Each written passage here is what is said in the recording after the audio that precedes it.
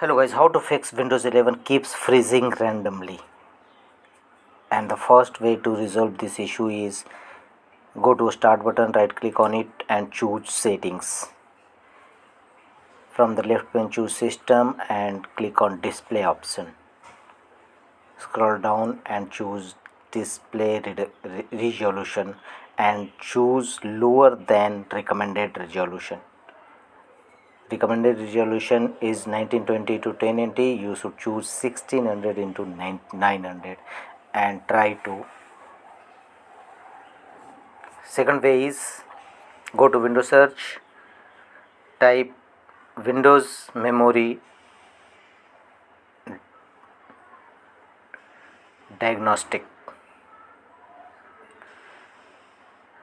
open it and check your computer for memory problems and choose first option, restart now and check for problems as recommended. And the third way is go to Windows search, type performance of Windows, choose Windows performance.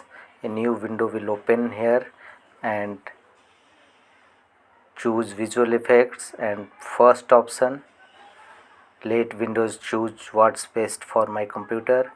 Thereafter go to advanced tab. Here click on the button change.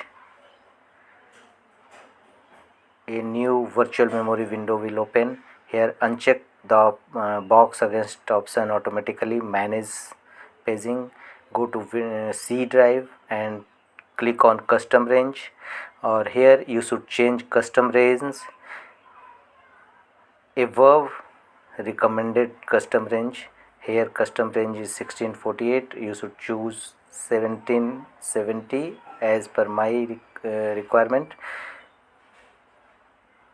and click on OK button. Fourth way to resolve this issue is go to start button, choose settings, choose recovery and choose the option reset this PC. Choose an option keep my files and getting things ready.